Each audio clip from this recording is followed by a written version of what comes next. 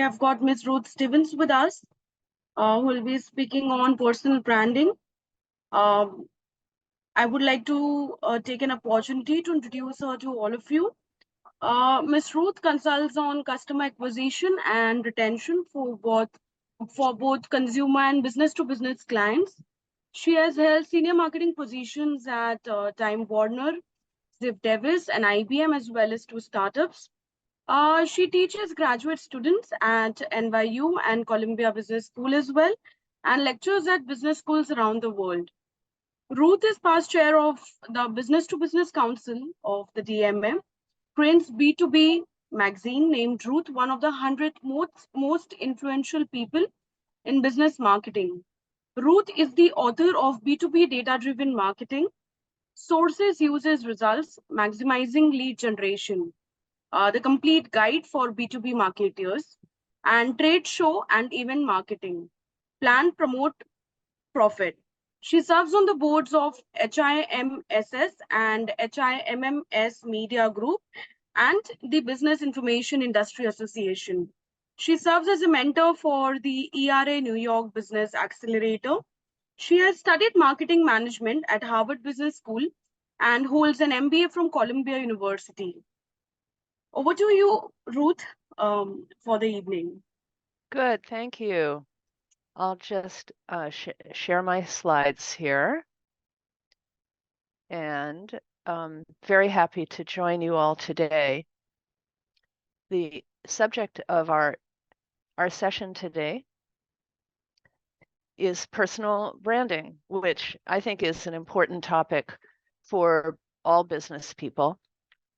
And I'm going to explain today two areas that will help you figure out how to establish a personal brand to your liking.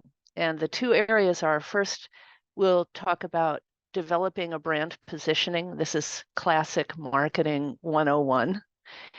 And the second is methods. I have 5 methods to share for communicating your personal brand. So let's get started. Now, I'm sure you recognize most of these people. Excuse me, I don't know what has happened to the slides. Sorry. I'm sure you recognize many of these people who have very strong personal brands. These are famous people, and we don't need to be famous to have a personal brand, but I bring this up because when we see these people, Richard Branson and the former president of PepsiCo, we have a feeling of who they are and what they stand for. And we want to, and it is generally a positive feeling, or at least we would like it to be. So my mission with you today is to help you encourage other people to think positively about you. So here are the elements of a personal brand. In other words, we're trying to influence what people think when they think of you. And we want it to be positive. We want it to be different from the others. And the difference is mainly because we want ourselves to be memorable. So these are the reasons. I'm not going to read all these, but there are many good reasons for establishing a personal brand for yourself. And it can also benefit your company. So generally, a personal brand that establishes you as an expert in something, and people think that you know what you're doing and that they would like to do business with you. These are ways to make you more productive.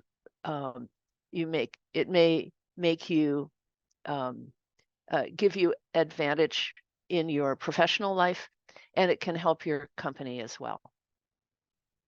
But we have to keep in mind that people already have an opinion of us, meaning people who know us already are thinking of something about us. And my goal with you today is to figure out how to influence what they think and take certain steps to try to improve their feelings or the image they have of you and what they say about you when you're not in the room.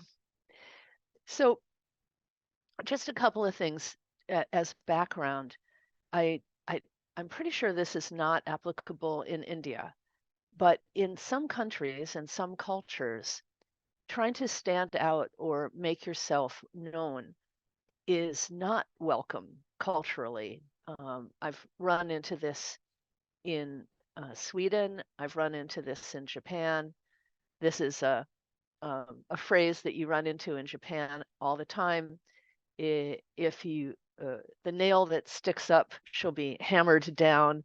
If you are operating in a culture like that, you'll want to modify how you take these ideas that I'm sharing today. So let's dive into the positioning of your personal brand. This can be broken down into three elements. First is the image that you want people to have when they think of you. The second is why they should care, meaning the value that you deliver. In marketing speak, this is often called the promise of the brand. And then the third is the point of differentiation. And this is what sets you apart, makes you more memorable. So let's dive into the third part, figuring out how you can be different or position yourself in people's minds as different from your competitors or everybody else that is otherwise similar to you.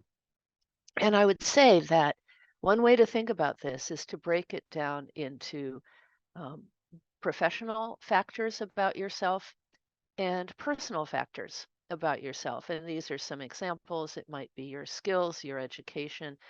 It might be something about your personality.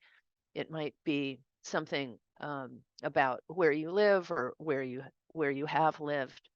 And you want to pick a differentiating point that makes you somewhat different from all the others that you can then emphasize so that people will remember you better. And I want to say a few more things about your point of differentiation. You want to pick one that people care about.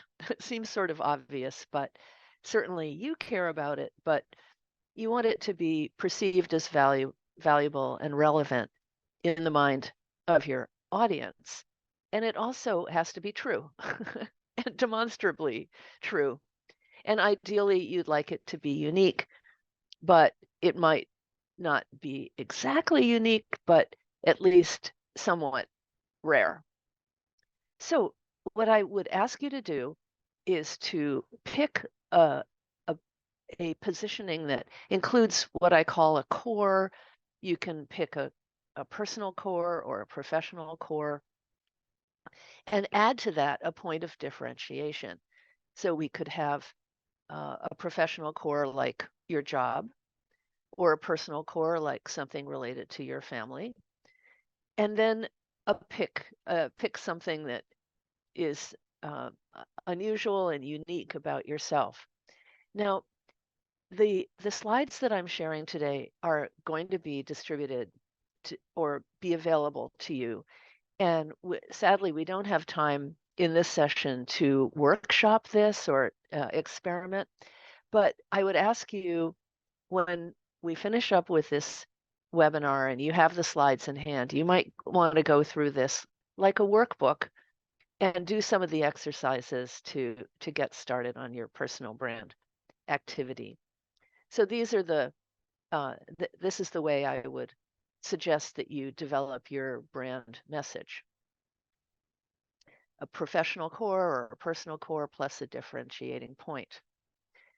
And I also want to give a couple of extra points to the question of positioning. You may find this counterintuitive, but I suggest you pick your core and your differentiating point as narrowly as possible. And this is because being a generalist is simply less memorable than being a specialist. And when people need help, they often need specialized help.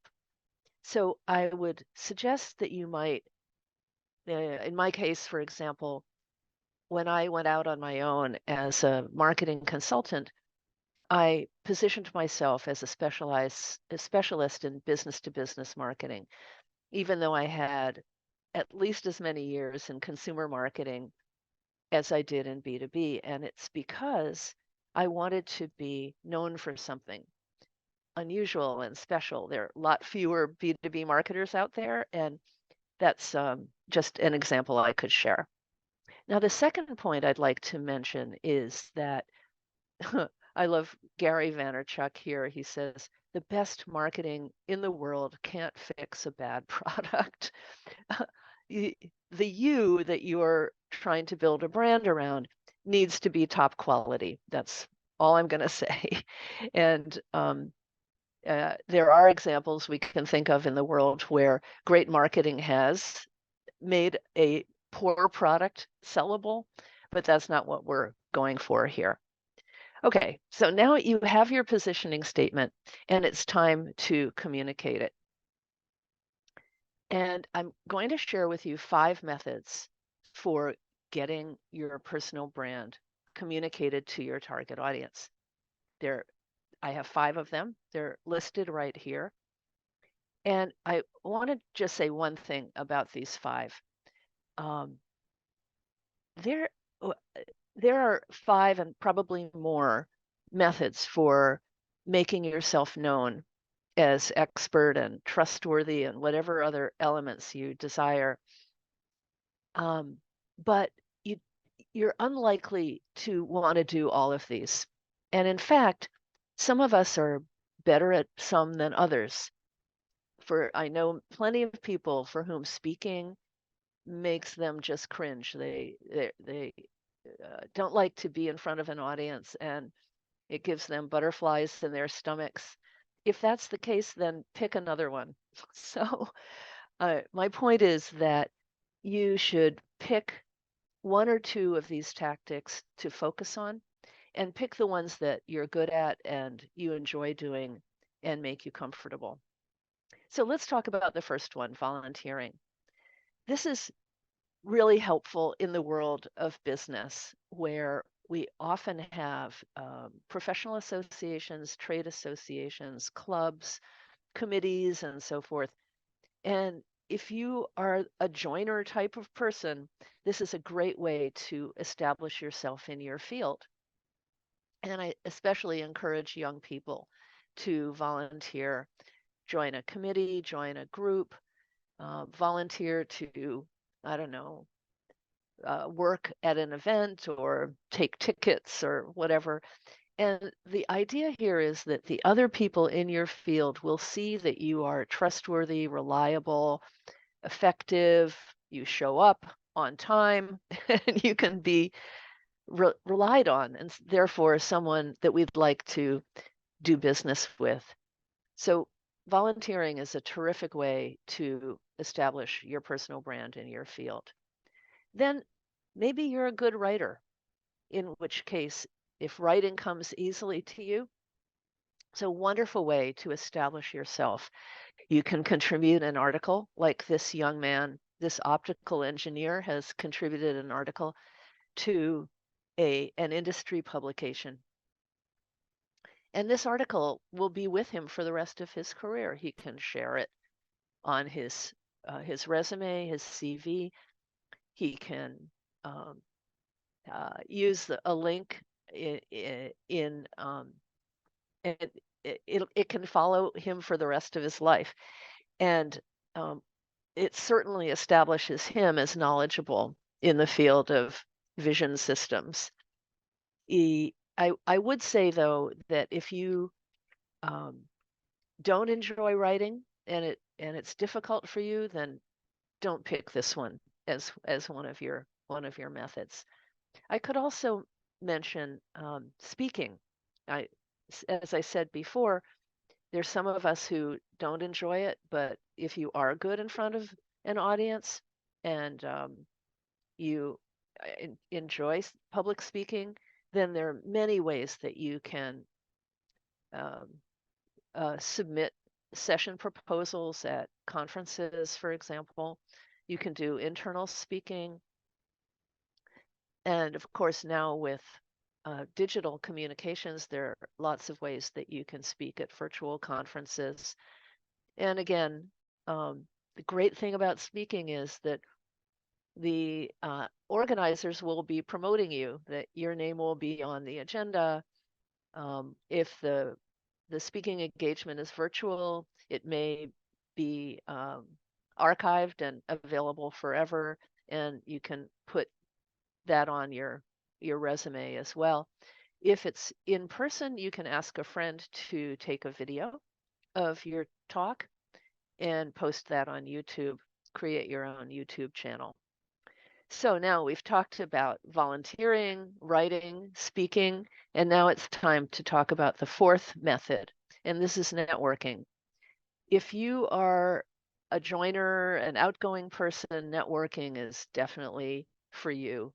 There are so many wonderful places that you can show up and meet people and become known for your positioning.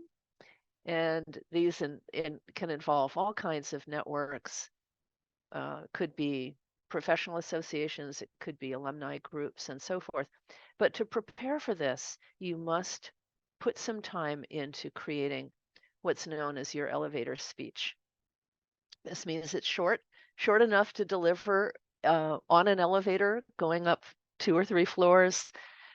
Most of us describe ourselves in our elevator speeches by saying where we work, and that's fine. I've got an example in the lower left here of a pretty good elevator speech. You want your speech to be short and be credible, and most important, you want to make yourself sound interesting to encourage the listener to engage with you. So there are a number of ways you can do this. You can add a personal touch to it. You can provide some proof, like an accomplishment you have performed at work. I would suggest that you can also create different speeches for different audiences. And when you have a chance to practice, you might write out a few sentences to that you would like to deliver to different audiences in this worksheet. I'd also like to introduce an idea that I ran across a couple of decades ago that I think is really effective. It's a storytelling method of introducing yourself at an event. Instead of just saying, I'm Ruth Stevens and I'm a consultant in B2B marketing, what I do is I set up a problem that I know I can solve or is the core of the value I deliver in the marketplace. And I say, in my case, you know how salespeople hate cold calling? And if I'm in the right business environment, I will definitely get a nod from people. They'll say, yes, I definitely know about that. And then I say, well, I help uh, salespeople reduce the amount of cold calling they have to do by providing them with qualified leads. And I'm telling you, 9 times out of 10, somebody says, boy, I need some of that. Can I have your business card? or or something similar that kicks off a business relationship. And I know that all of you are likely to have a skill that is needed in the world, and you can solve a problem that many people have. So you might want to craft your elevator speech using this method. It's very effective. Then one other thing I'd like to suggest, and this is a workshop that you can, a sheet that will help you practice that. There's one other thing that you want to be sure to do after you go to a networking event, and that is to send a LinkedIn invitation, connection invitation to the people that you met at the event. And here's some suggested copy for how to do that. And if you happen to be an introverted person and going to events where you're walking into a room filled with strangers makes you cringe, I know lots of people for whom this is just agony. One way to get around that is to treat it like a business meeting. Try to find out in advance who's going to be there and go make a beeline for that person and introduce yourself the way you would in a business meeting. It takes some of the anxiety out of going into a room filled with strangers. Okay, so we've talked about volunteering, writing, speaking, and networking. It's time to get to the point about the fifth option, which frankly these days is really not an option. You really got to consider how you present yourself on the internet. You might try Googling yourself. My question would be, if you Google yourself, does your name yourself come up on the first or second page? You want to put some time into crafting a positioning for yourself online, because even if you're not Googling yourself, other people are. You want to present yourself well there. So these days, there are so many ways that we can present ourselves online. It can be overwhelming. I suggest that you pick one or two platforms to concentrate on and forget about the rest because otherwise you won't get any work done. You'll just be doing social media all day. I think the best place to begin is with LinkedIn. And of course, look at this. There are 950 million people on LinkedIn. This is an easy um, and inexpensive, meaning zero cost way to establish yourself online in the way that you'd like to be perceived. And I'm glad that India has already, Indian professionals have already embraced LinkedIn and are very active there. If you haven't yet, I urge you to establish a presence on LinkedIn. And if you have, I'd like to share a couple of tips with how to improve your profile on LinkedIn and get more value from being active there. So first, you have to set up your profile. This is mine.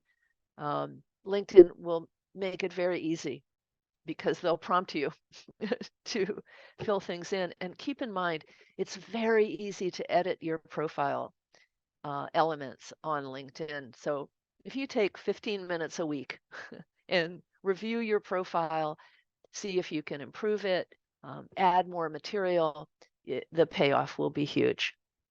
And the two most important elements to focus on are your headline and your about section. So let's concentrate on those for a minute here.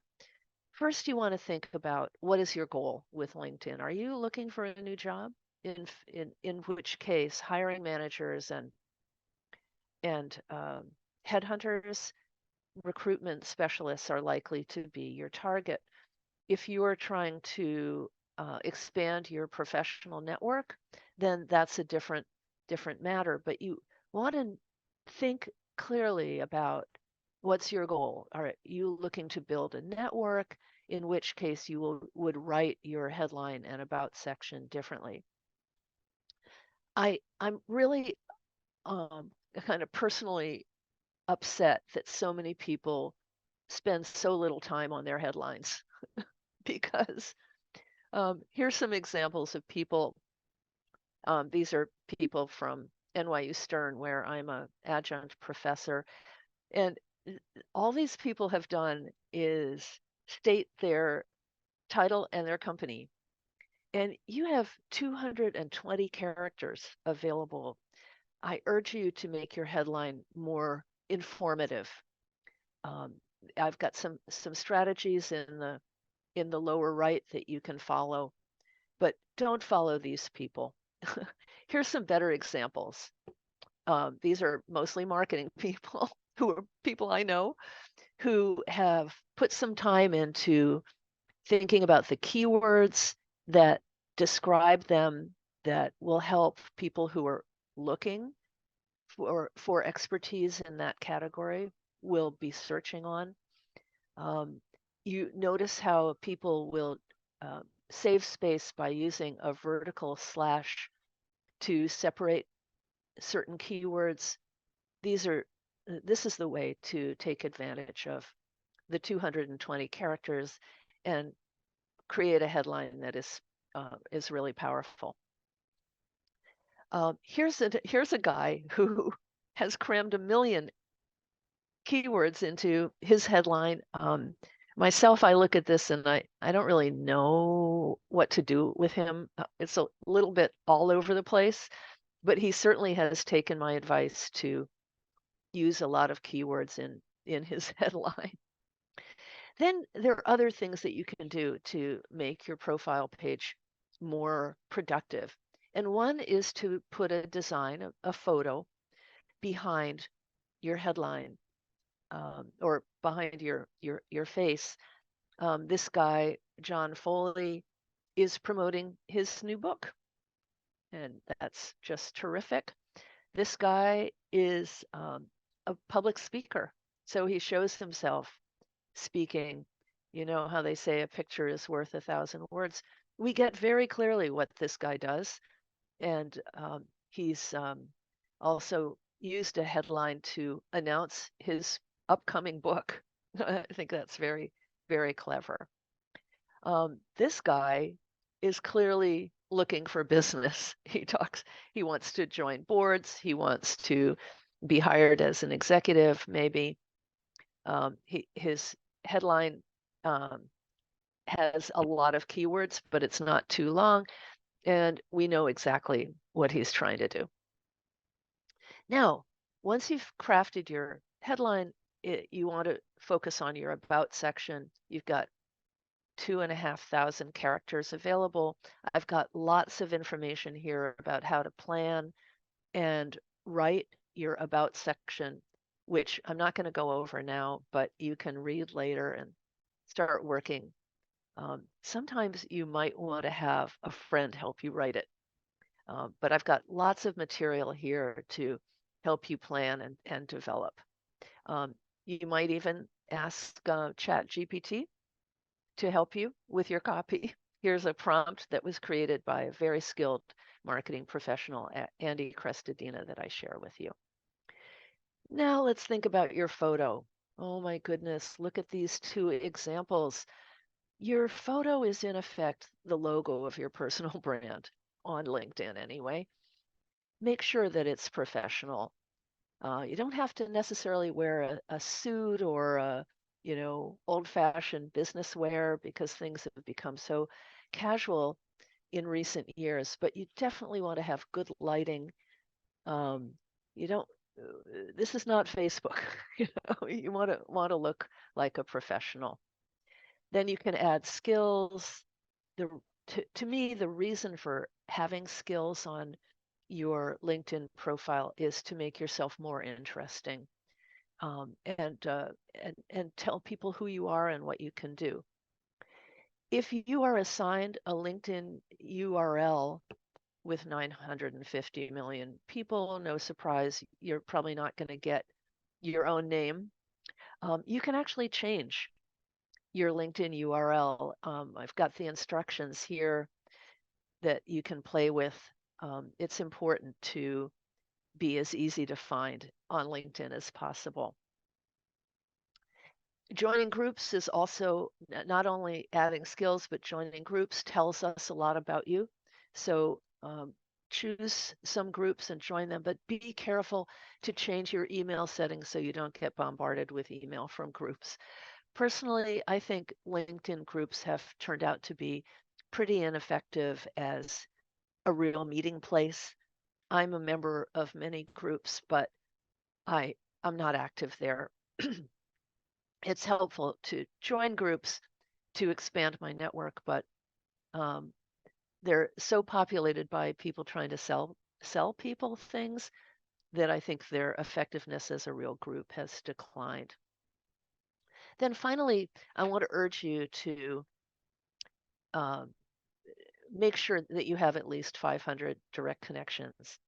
And the reason here for this is that if you have fewer than 500, see this woman on the right, she has more than 500, and so her number of connections is 500 plus. If you have fewer, they will list the exact number. And it's a little, I don't know. It shows that you're not active on LinkedIn. I think it's a sign of less professionalism.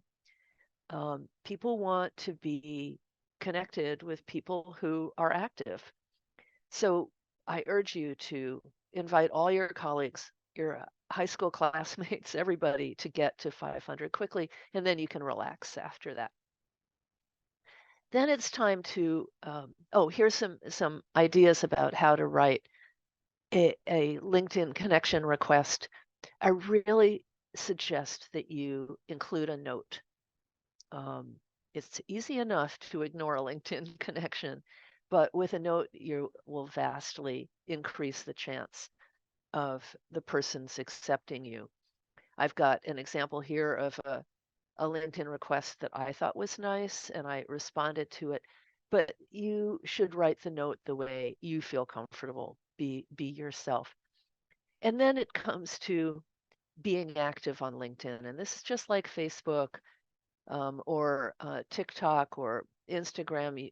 You want to um, share and comment on other people's material. But it's a free way to establish your personal brand and your expertise. I've got a number of ideas for how to uh, participate without spending a lot of time. I've listed them here. But I urge you to take a few minutes each week to post a status update or share someone else's material or an article that you've read. Here's some data. This is US based. I can't guarantee that this is true in every country in the world, but LinkedIn has shared activity data about the best time to post. You can consider midweek. Sounds like the time to be most active. Excuse me. So I have here some easy methods for how to post. I'm not going to go through all of these, but just a couple of additional ideas about how to expand your brand online. You might want to take out a Google alert to see who's talking about you, where your name is coming up. You might want to get a Gmail address that states your profession. And you might want to start creating your own content. If you do decide to blog, it's quite a commitment. So what I recommend actually is guest blogging. This is what I do. You can see some of my articles on platforms like Martech and The Customer, where I submit as often as I want, once a month, once every 2 months. Some people submit weekly. And this way I have access to their platform and I don't have to manage the whole blogging activity on my own. It's worked for me and I recommend it to others. Some people also blog or demonstrate their expertise on YouTube. It's very easy to create a YouTube channel. And I show an example here of Greg Hollows, who was doing YouTube videos on behalf of his company and a particular area of expertise that his company has. And as a result of these videos that he did for his firm, he ended up being elected to be the president of a professional association in that field. So it's a video, if you're comfortable with it, is a wonderful way to establish your personal brand. So my friends, that's it. I have dumped a lot of ideas and suggestions on your plate. I hope you'll have great success in selecting a personal brand message for yourself and also picking one or two, probably two, of these tactics to present yourself to the world. And I would encourage you to create an action plan. If this were a workshop, I would ask you to come up with ideas. And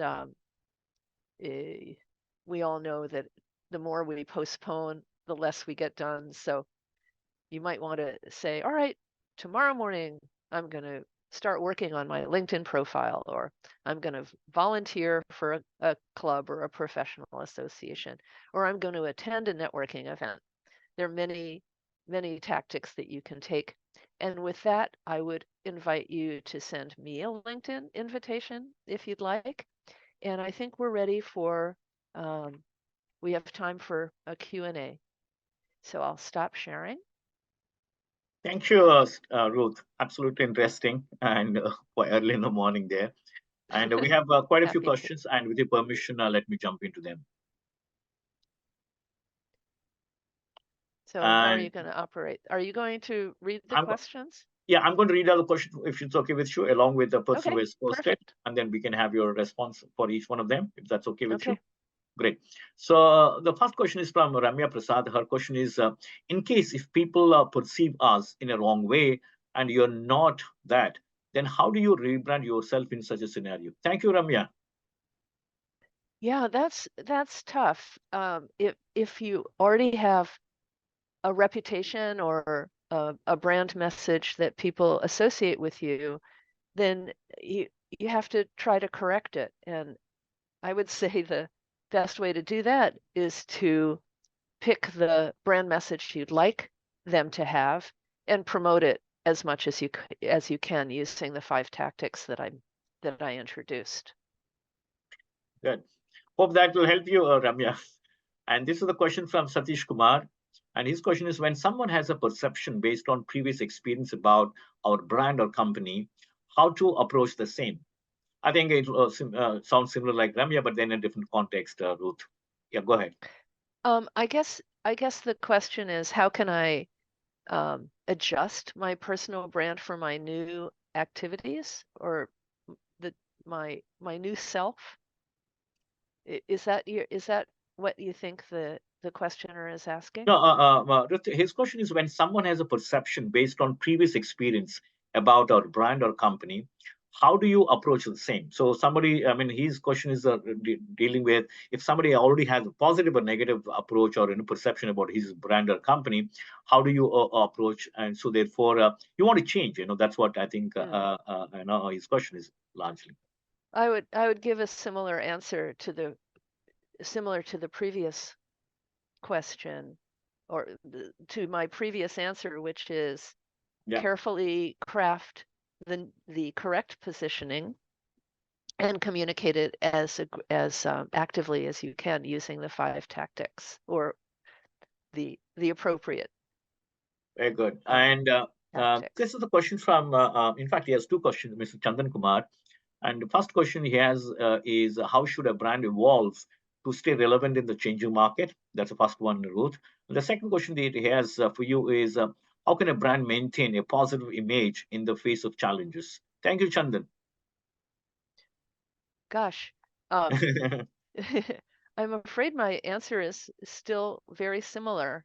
The question about evolution is a terrific one, and I wish I had addressed it directly in my talk, because things are changing all the time, and the market is changing, meaning our target audience, and we ourselves are growing and evolving.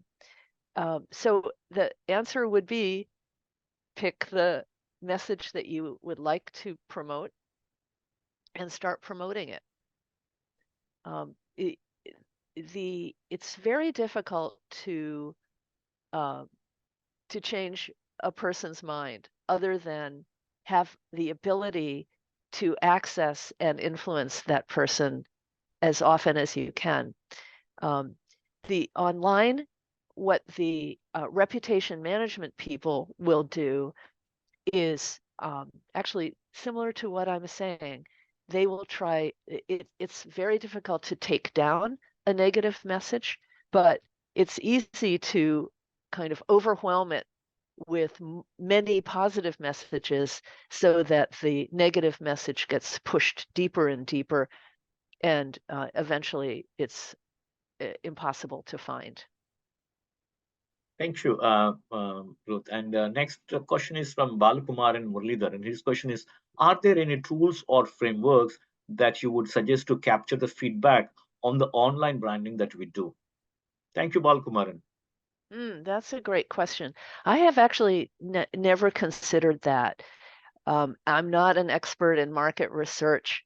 Um, when it comes to personal branding, most people just get a feeling from their daily interactions about what people are saying and thinking about them. But surely one could conduct market research of some sort to evaluate the effectiveness. I suggest you talk to a research professional and get some ideas. Maybe as a follow-up question to this one, Ruth, I'm tempted to ask this question. Sure. I think you have very graciously and very thoughtfully shared this 5 tactics for someone to engage or improve their personal branding. Now that may be the input part of it, right? Now, have you come across anywhere in your illustrious career very hard outcomes, or maybe outcome metrics that somebody should pursue? Because, for example, let's say when you're talking about LinkedIn, now definitely like one thing that you said is number of connections that you said, starting with at least 500 connections, and then the number can go as somebody keeps growing in his or her career. That's one, just the number of connections, right? That's one output metric that you might like to see. Do you also would like to measure in terms of the how many likes, how many comments, how many shares, those kind of things? So therefore, of course, people may not have the analytical tools to monitor that. But then, do you suggest or do you recommend somebody should actually look at monitoring those output metrics also, Ruth? Well, as a matter of fact, Sales Navigator, which is a paid tool on LinkedIn, does offer results metrics. So if you thrive on competition and you want to see how you're doing according to LinkedIn itself, you can find the so-called social selling index on LinkedIn, and they will give you a score against certain metrics that they use to identify success on LinkedIn. Great. Now, this is a question from Saurabh Verma. His question is, what about competitiveness and personal rivalries in organization and how to handle? Not so much of personal branding, but I think his question is largely related to personal branding in one sense, and that is how do you handle competitiveness and personal rivalry within the organization? Oh dear. Well, I believe I'm the kind of person who operates on a zero competition basis, meaning I think that in the world of professional success, the pie is big enough for all of us to have a healthy slice, and that there's no benefit to taking away from someone else that will improve your personal success. So I don't see personal branding in a competitive context. But if you do, then I would say focus on the activities that will establish your personal brand that I have described. I heartily do not recommend trying to reduce the effectiveness of anyone else's personal brand for two reasons. One is it's not a sign of a good character, and I think you should avoid any such behavior. But two, the chances of your being found out and exposed are pretty high. So that would not be good. In fact, I didn't call it out, but on one of my slides, I mentioned that what that we want to be very careful what we post online. And if we post something that's harmful or hurtful, we should take it down and apologize.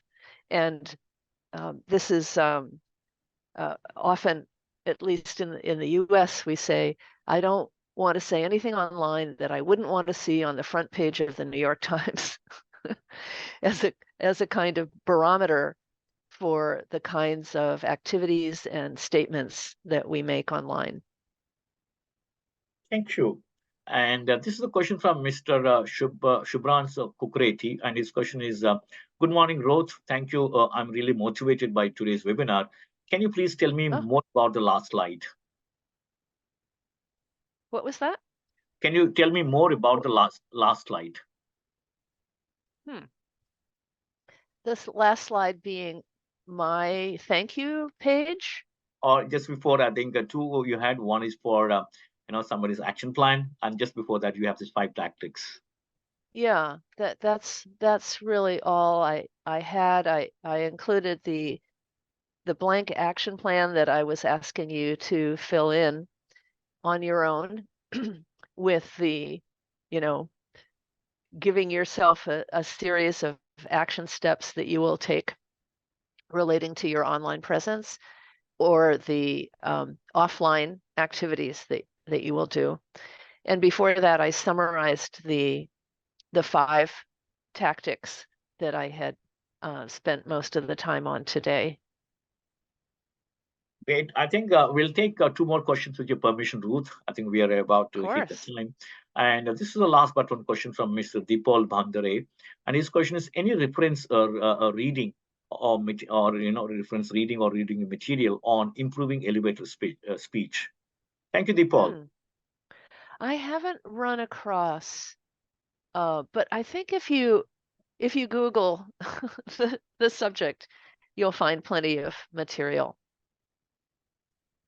Now, yeah, maybe the last question for you is that, and quite some time back, quite often we keep reading about the tug of war that can possibly exist between the personal branding and the corporate branding route, right? When somebody from a company is promoting himself or herself, will it be at a loggerheads with the corporate branding? Or in other words, how to ensure that personal branding is in alignment with the corporate branding? Because ultimately somebody is working and therefore he or she is posting on LinkedIn, and therefore we don't want last thing that we want is a company getting peeved because somebody is trying to overshadow the corporate branding kind of thing. In other words, so how do you ensure that, how should people ensure that they also integrate the so-called corporate branding into their personal branding? So therefore, they're trying to do Great both. question. They don't end up antagonizing the other side of the story. That is the corporate branding part of it. Right. Yeah. This is a very interesting question, and I would say the general guideline should be that as an individual, you certainly want your personal brand to be consistent with your corporate brand. For example, if your company is focusing on sustainability or other diversity, equity, and inclusion, for example, you would certainly want to be a representative of that in the outside world, promoting those values that your company is espousing.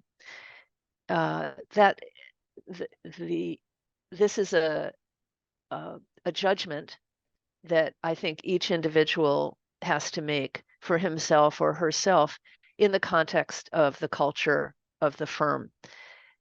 It's an interesting subject that you might bring up inside your company and gain agreement from senior management about the types of brand messages that they would like to see their employees using. But this also raises thorny questions of personal freedom and the extent to which a company has the right to dictate how people behave in their personal lives or, off the clock.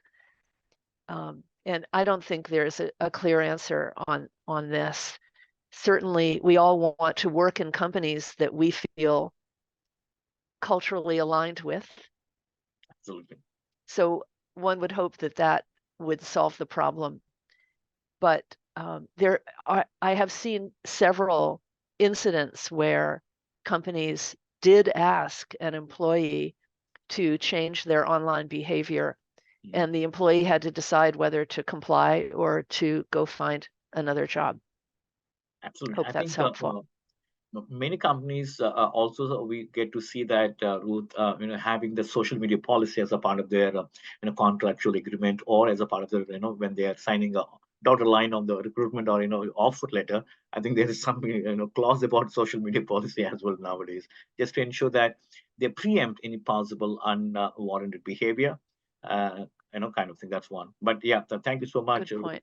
And Thank you. absolutely great having you. And I must tell all the participants, I don't know if Nandita could share with you some of the critical and very interesting what to say the dimensions of Ruth's career is when she's been a great faculty, and she has been teaching at some of the finest business schools, including NY Stern, then West Virginia. In fact, West Virginia, she hosts a marketing podcast, and I would urge you to look at that. And then back Thank home, you. and back And home, she also teaches in Bangalore. So next time when you're yes, in India, Ruth, please let us know. We'll be more than happy I'm to host hoping you. to go back to Bangalore next year if Please, possible. I please had a let us know. wonderful time at IMB. I know. And Merry Christmas to you and your beloved family, and Happy New Year from all of us to you and your beloved family. And like I said, absolute pleasure hosting you. And sorry to bother you early in the morning in New York. Not at all. My pleasure. Thank you. Thank you, all the participants, and Happy New Year to all of your families, as well as Happy New Year to you as well. Thank you so much, Ruth. I think we will, bring the curtains down with your permission. And once again, thank you so much for giving us the pleasure of your wonderful depth of knowledge in this area. And most importantly, we look forward to hosting you when you are in India next time, either Thank in you. Bangalore or in Bombay. Either way, we are okay. Or in Delhi. Indeed. Thank you so much. Thank you.